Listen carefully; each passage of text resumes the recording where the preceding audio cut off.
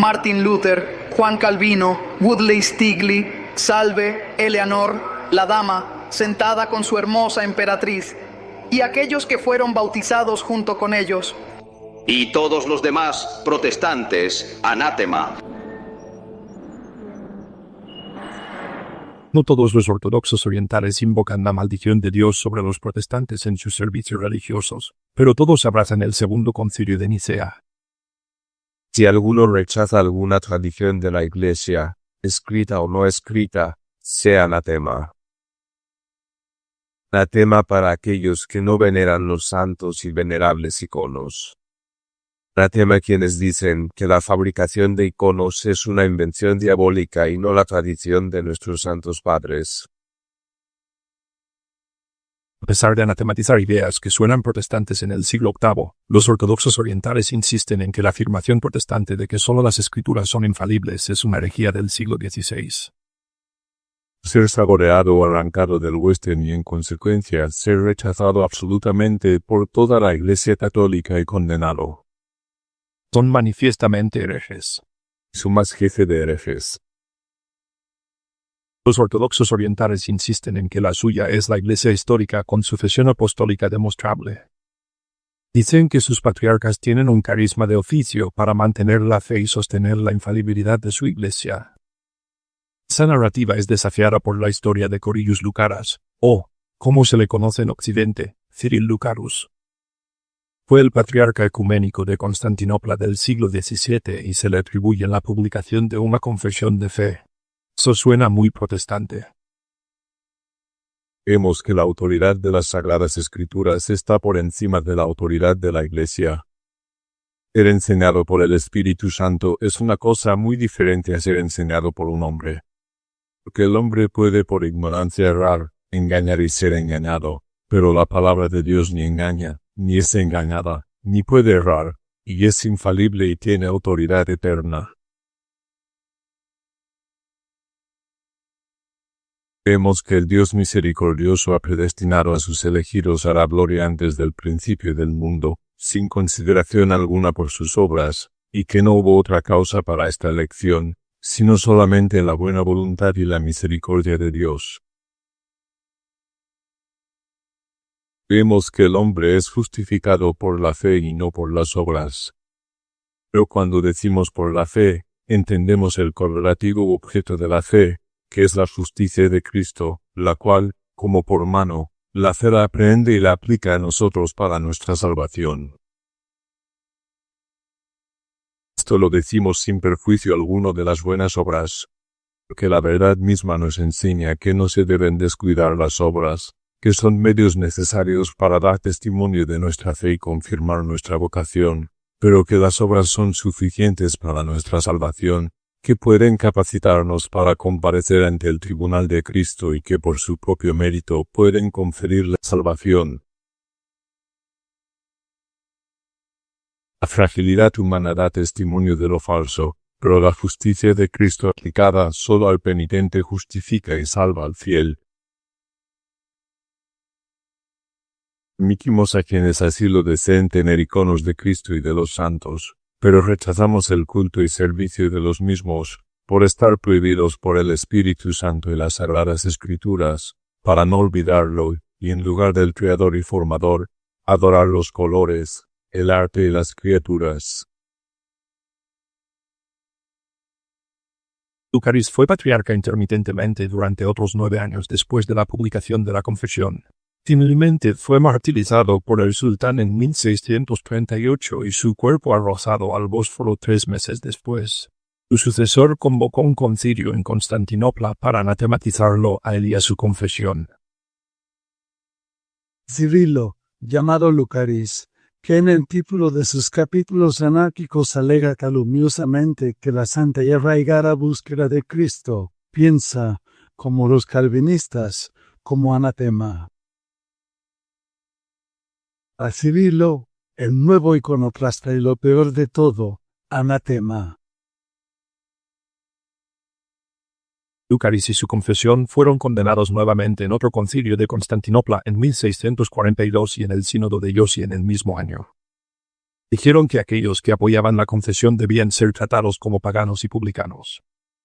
Sean sometidos a un anatema interno y excomulgados por el Padre, del Hijo y del Espíritu Santo, el único Dios, uno en naturaleza, tanto en la vida presente como en la venidera, y maldecidos, y luego perdonados, y luego absueltos después de la muerte, y participantes del castigo interno.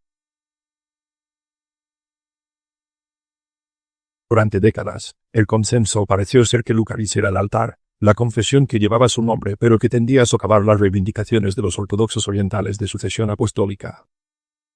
En 1672, el patriarca Dositeo de Jerusalén convocó un nuevo concilio. Declaró que la Iglesia oriental nunca consideró a Cirilo como afirmaba el calvinista, ni jamás admitió que su confesión fuera suya. Los escitas aún no habían nacido cuando murió Lucaris, pero él y el consejo declararon que siempre se había entendido que Lucaris había negado la autoría, y los consejos anteriores lo habían anatematizado solo porque había descuidado hacerlo por escrito. Proporcionaron extractos de sus sermones que según ellos contradecían claramente la confesión. Fue retratada como una conspiración calvinista y a Lucaris como un fiel, aunque poco entusiasta, oponente de sus herejías. Esta es una posición que muchos aún sostienen hoy en día. Se podría argumentar que su confesión fue una falsificación o que fue alterada, ya sabe, por intrigas calvinistas. En el año 2009 el patriarca de Alejandría declaró a Lucaris como santa. Y en 2022 el patriarca ecuménico hizo lo mismo. Sí que nos enfrentamos a la pregunta, ¿Lucaris era un autodenominado calvinista o era un mártir ortodoxo que rechazó a Calvino como hereje? ¿Cuáles son las implicaciones para la ortodoxia oriental? Antes de analizar la evidencia, es importante reconocer que a menudo se han reescrito historias embarazosas en la Iglesia.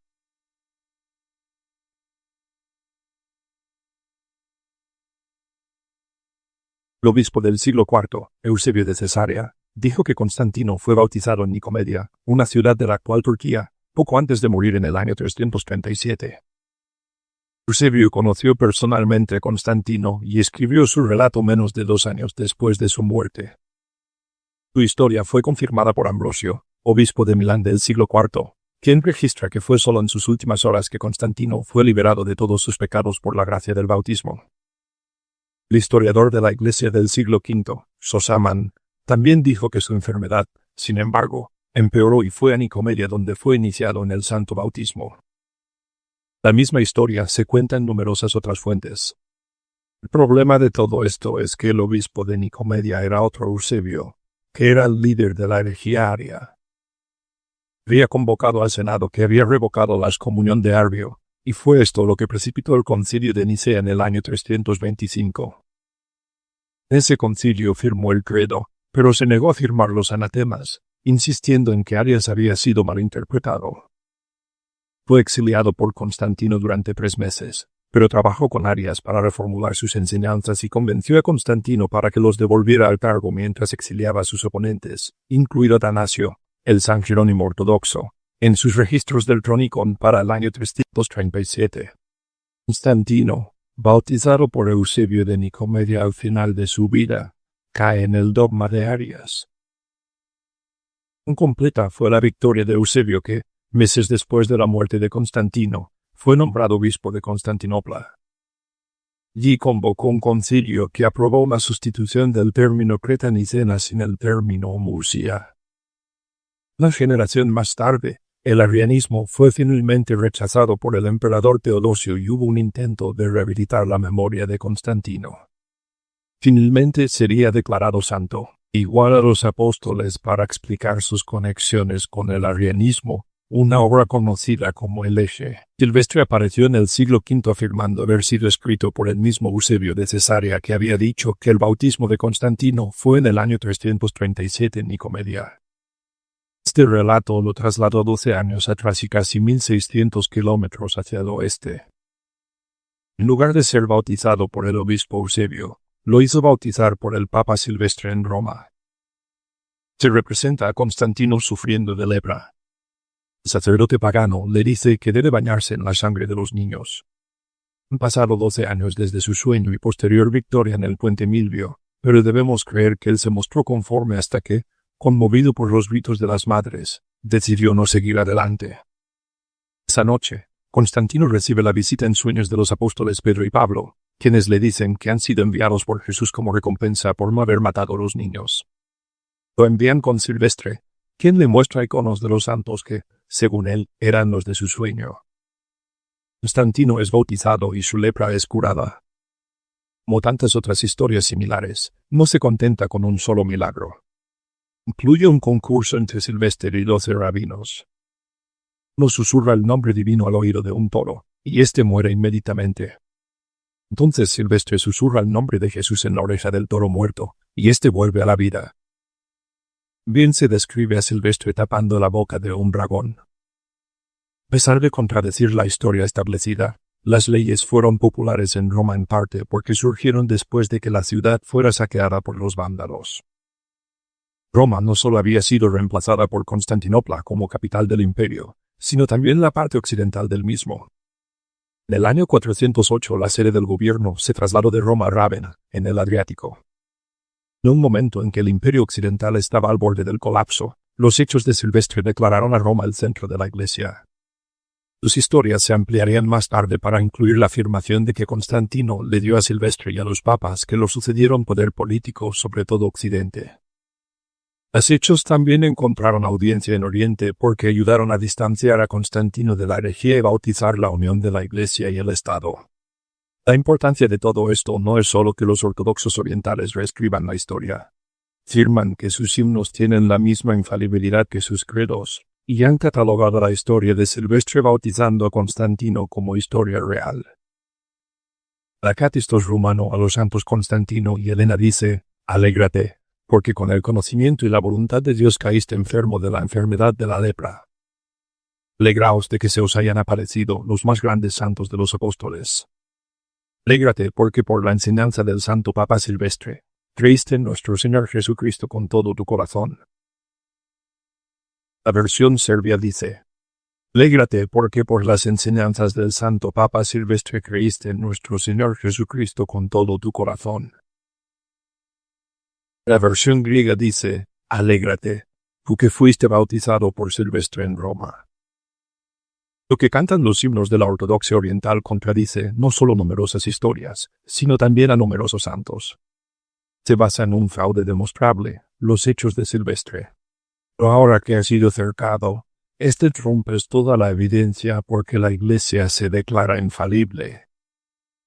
Por favor, tengan todo esto en mente ahora que volvemos a la historia de Cyril Lucarus.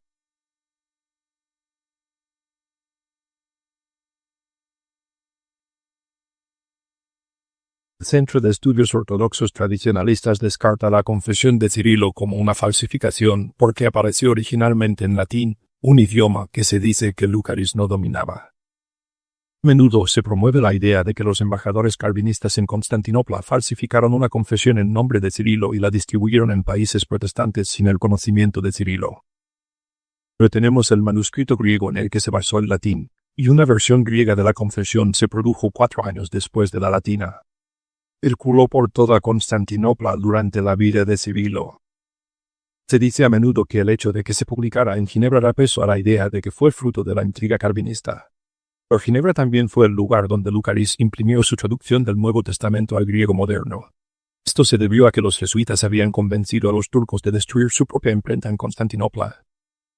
El Concilio de Jerusalén insistió en que no se encuentra ninguna obra indiscutiblemente suya o de su propia mano que exprese nociones como las de los herejes de Ur. Pero junto con el manuscrito griego original de la confesión, tenemos una copia con esta certificación.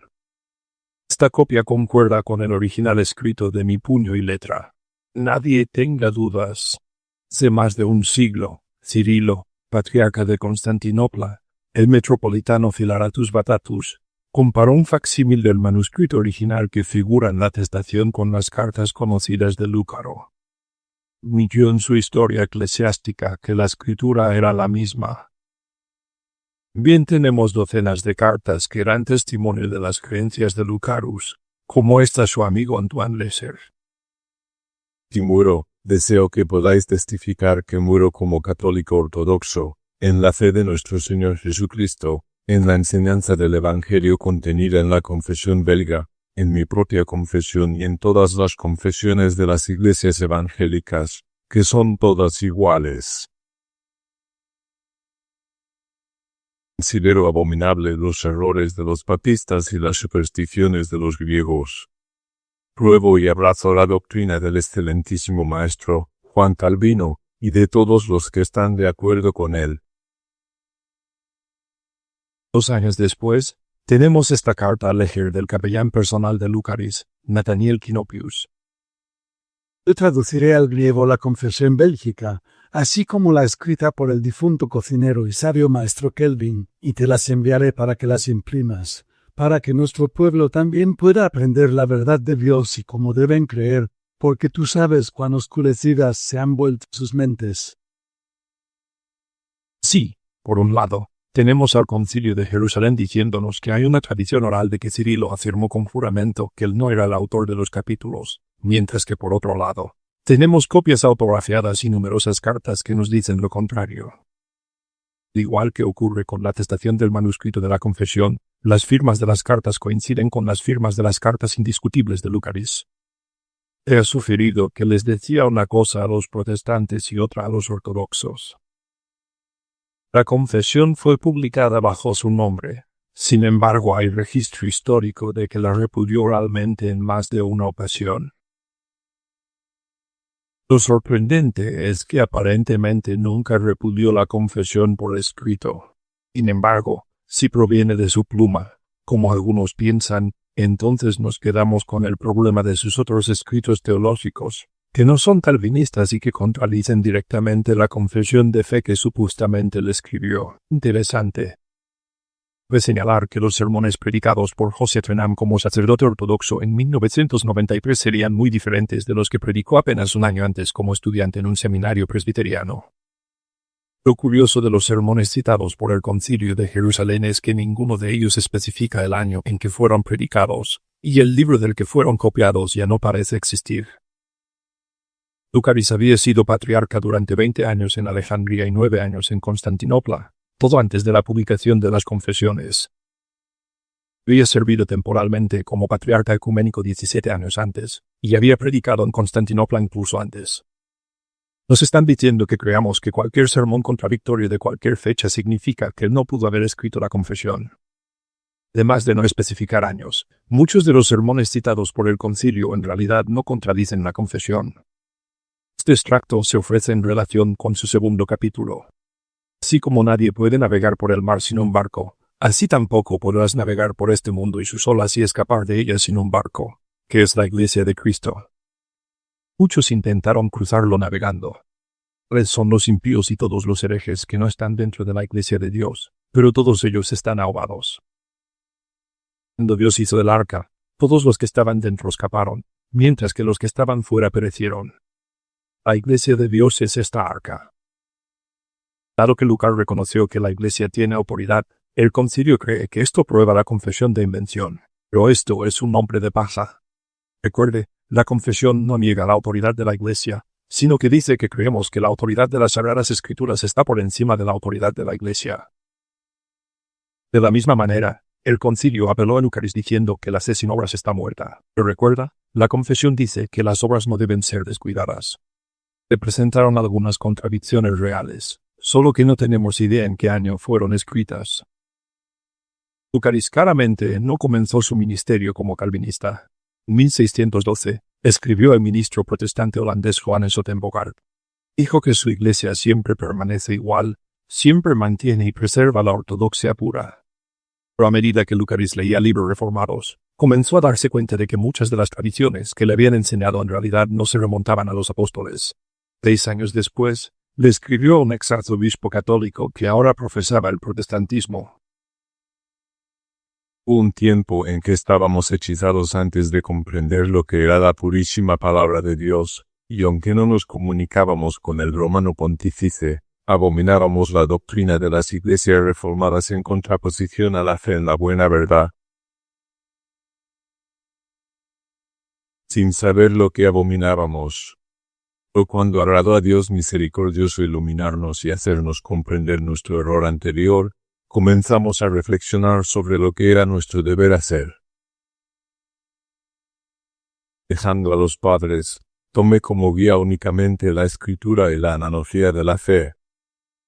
Fin, por la gracia de Dios, porque descubrí que la causa de los reformadores era más justa y más conforme a la doctrina de Cristo, la abracé.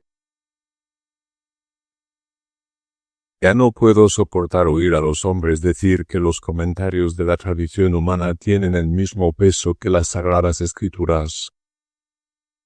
El Concilio de Jerusalén se quejó ante los protestantes. Afirman con confianza que él se adhiere a su herejía, aunque nunca lo conocieron. Pero aquellos que durante muchos años de contacto lo atendieron y supieron todo lo que le concernía, prueban que él no era tal persona. Como hemos visto, tenemos décadas de cartas entre Lucaris y sus amigos protestantes que demuestran que lo conocían.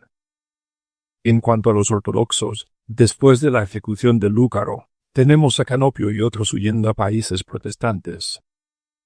Bien tenemos el testimonio del Concilio de Constantinopla de 1638. A pesar de toda la insistencia posterior en que solo anatematizó a Cirilo porque no negó la confesión por escrito. Esta es una tradición oral que una vez más contradice el registro escrito. El sucesor de Lúcaro es el patriarca Cirilo. Cántaro de Berea anatematizó específicamente los capítulos escritos por él como si fueran Cirilo mismo, el escritor. Conocía a Lucaras y lo identificó como el autor de la confesión. En 1638, Quintares escribió al embajador austríaco llamando a Lucaras el precursor del anticristo. El calvinista Cirilo, patriarca Teofanías de Jerusalén, es citado a menudo diciendo que Cirilo, el patriarca más sabio, está tan alejado de la herejía que nos da coraje decir que fue un verdadero sumo sacerdote según Pablo. Tanto, inofensivo, caritativo, devoto maestro y expositor, la palabra correcta según la piedad. Los ortodoxos tienden a ignorar que 8 años después fue la tercera persona en firmar los anatemas contra Cirilo. Los archivos del Vaticano incluyen la declaración de Atanasio Petarios, 3 veces patriarca de Constantinopla y 2 veces sustituto de Lucaris. Este juramento en 1635. Cirilo tenía fama pública de ser calvinista y como tal fue depuesto del patriarcado. Esto proviene de un hombre que ha sido declarado santo, la Iglesia rusa y cuyas reliquias se dice que son incorruptibles. Todo esto ha llevado a algunos ortodoxos a admitir que Lucaris no solo escribió la confesión, sino que también la defendió públicamente. Lucas se veía a sí mismo como un reformador. Quería acercar la Iglesia ortodoxa a las iglesias protestantes más activas de Europa. El intelectualismo duro y lógico del calvinismo atrajo el lado realista y cerebral del carácter griego de Siria. Pero Cirilo no entendió su propia iglesia. Para Cirilo y sus seguidores, el enfoque apofático solo conducía a la ignorancia y al estancamiento. Eso es lo que pensaron que era. No podía apreciar la fuerza sustentadora de la tradición. El problema para el arcipreste Papa Giorgio es que esto no solo pone en duda el carisma del cargo, sino que el Concilio de Jerusalén dijo explícitamente que Lucaris no escribió la confesión y que los ortodoxos lo conocían como no calvinista en el año 2016. El Concilio Panortodoxo afirmó que el Concilio de Jerusalén de 1672 fue dirigido por el Espíritu Santo y tiene autoridad universal, al igual que los concilios ecuménicos. Admitir que Lucaris escribió la confesión y la promovió públicamente es admitir que la Iglesia Ortodoxa Oriental es falible no solo en sus himnos, sino incluso en sus concilios. Todo esto se ve agravado por el hecho de que Lucaris ha sido declarado santo por los patriarcas de Alejandría y Constantinopla. El Concilio de Jerusalén de 1672 negó que fuese calvinista, pero dijo específicamente que no lo consideramos un santo, pero como un miserable. No tiene parte con Cristo. Sí que ahora la gente venera el icono del hombre que denunció la veneración de los iconos y que fue declarado no santo. Un consejo de autoridad supuestamente universal. En lugar de una conspiración calvinista, lo que realmente tenemos es una conspiración ortodoxa 1.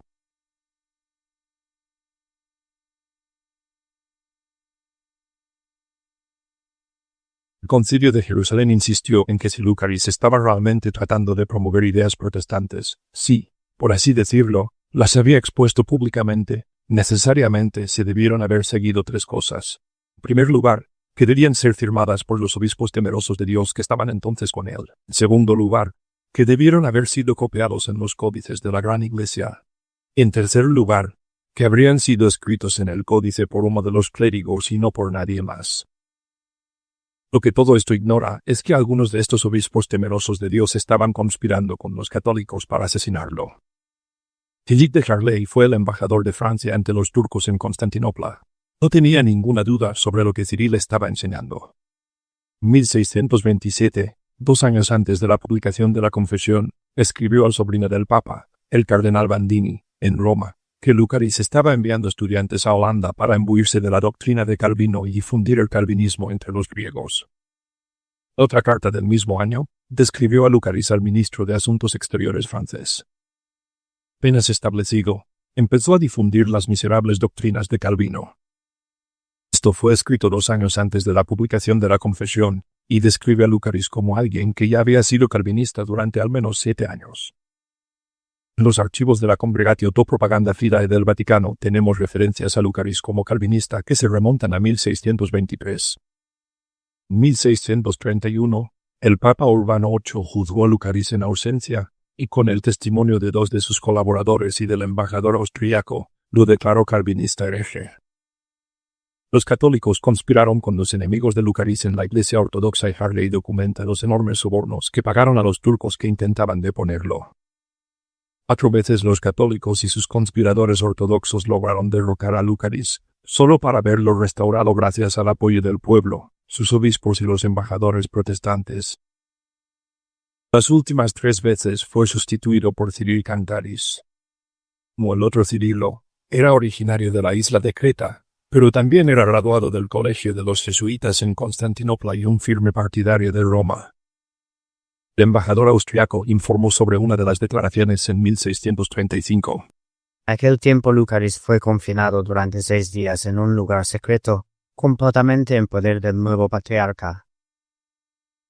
Un día, en mi presencia, un metropolitano sugirió que se envenenase a Lúcaro Cuerda, o de lo contrario, nunca más volvería a llegar hasta el patriarca. Deberían sacarle los ojos.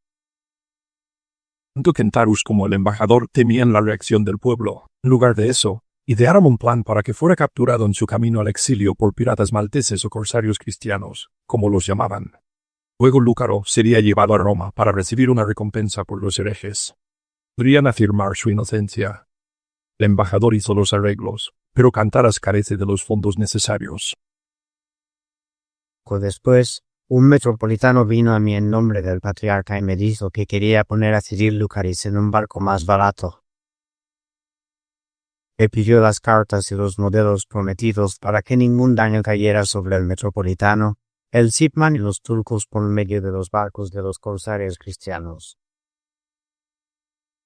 Los retrasos de Kentara permitieron que se descubriera el complot y en lugar de enviar a Lucaras a morir en Roma, Kentaras fue exiliado por los turcos y Lucaras fue nombrado patriarca por 1/5 del tiempo.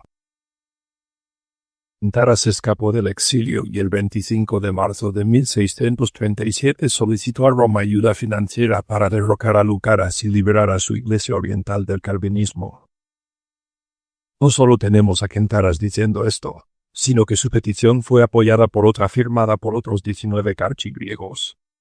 Entre los firmantes se encontraban Teofanías de Fenario, Benjamín de Paranasia y otros que más tarde anatematizarían a Lucaris en el Concilio de Constantinopla de 1638.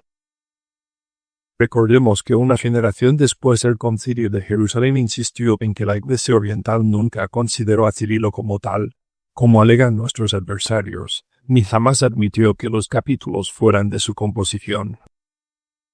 Los católicos enviaron los fondos solicitados y uno de los capellanes de Gintares entregó un soborno junto con acusaciones de que Lucaris estaba conspirando con los cosacos contra los turcos. Gintares fue devuelto a Constantinopla e instalado 1/3 del tiempo como patriarca, mientras que Lucaris fue puesto en un barco supuestamente para el exilio. Cuando el barco estaba en el mar, lo estrangularon y arrojaron su cuerpo al Bósforo.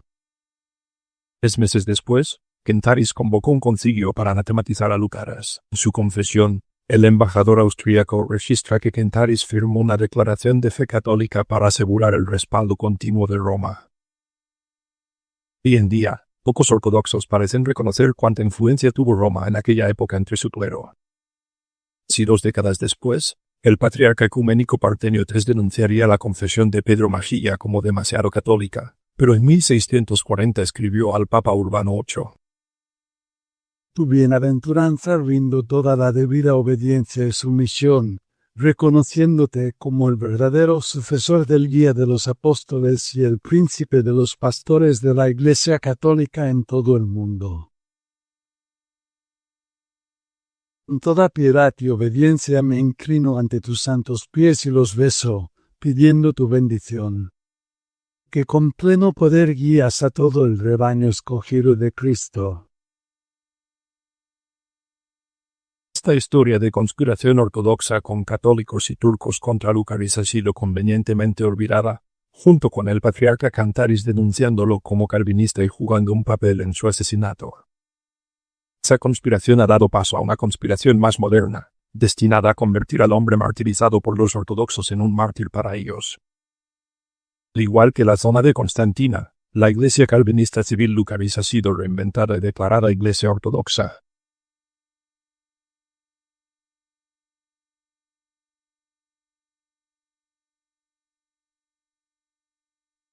El metropolitano Callistus Vare dijo que Lucaris era posiblemente el hombre más brillante que haya ocupado el cargo de patriarca desde los días de San Photius. Admitir que alguien tan inteligente y tan íntimamente consciente de la fe ortodoxa se declaró calvinista, admitir que fue un mártir de esa fe, significa que los ortodoxos orientales necesitan responder a sus críticos con algo más que historias falsas y caricaturas. Documentamos los temas con más detalle en otro vídeo en este canal. Pero la simple realidad es que lo que llaman ortodoxia no es la fe de la iglesia primitiva y lo que llaman calvinismo. Simplemente tradición, entendida a la luz de las escrituras, más que a través de tradiciones orales que van cambiando a pesar de todas las afirmaciones de Oriente. La nuestra es la fe histórica de la iglesia. Al igual que Atanasio y Jerónimo, los protestantes no reciben los libros apócrifos entre las escrituras canónicas. Tenemos la misma visión de los iconos que el sínodo de Elvira que tuvo lugar 2 décadas antes de Nicea. No habrá cuadros en la iglesia, para que aquello que se venera y se adora no se represente en las paredes. Igual que Tertuliano alrededor del año 205, estamos firmemente de acuerdo en que María era virgen antes del nacimiento de Jesús, pero no después. Igual que la epístola de Matatasia Dignidas del siglo II, vemos el sacrificio de Cristo como una expiación penal sustitutiva. Escribió, o el dulce intercambio, o la hora inescrutable, o los beneficios inesperados, para que la iniquidad de muchos pudiera estar oculta en un hombre justo, mientras que la justicia de uno pudiera justificar a muchos hombres sin ley. Como Ireneo, reconocemos que muchos, cuando son refutados a partir de las escrituras, se dan vuelta y acusan a esas mismas escrituras como si no fueran correctas ni tuvieran autoridad, y como si fueran ambiguas. Y como si la verdad no pudiera ser extraída de ellas por aquellos que ignoran la tradición. Que alegan que la verdad no fue transmitida por medio de documentos escritos, sino oralmente. Al final de su confesión, Lucaris planteó la pregunta de si las Sagradas Escrituras deben ser leídas en el lenguaje común por todos los cristianos. Su respuesta fue un sí rotundo. El Concilio de Jerusalén, del que se dice que tiene autoridad universal, respondió a la misma pregunta de manera muy diferente. ¿Deben las Sagradas Escrituras ser leídas en el lenguaje común por todos los cristianos? No, no deben ser leídas por todos, sino solo por aquellos que, con la investigación adecuada, han indagado en las cosas profundas del Espíritu, y que saben de qué manera se deben escudriñar y enseñar, y fielmente leer, las divinas Escrituras. Pero a los que no son disciplinados, o no saben distinguir, o entienden solo literalmente o de cualquier otro modo contrario a la ortodoxia lo que se contiene en las Escrituras, la Iglesia Católica, conociendo por experiencia el daño que eso puede causar, les prohíbe leer. Lucaris hizo traducir la Biblia al griego más moderno. Su sucesor quemó todas las copias que pudo encontrar. porque es ortodoxo oriental e insiste en que la persona promedio no necesita estudiar las escrituras por sí misma. Tiene la Iglesia para que le diga lo que es verdad. Constantino fue bautizado por Silvestre. No importa lo que haya dicho Ambrosio, Jerónimo o cualquier otra persona, la Iglesia está cercada, tanto él como la Iglesia insisten en que es infalible. Lucaris fue declarado no calvinista por un concilio de autoridad universal.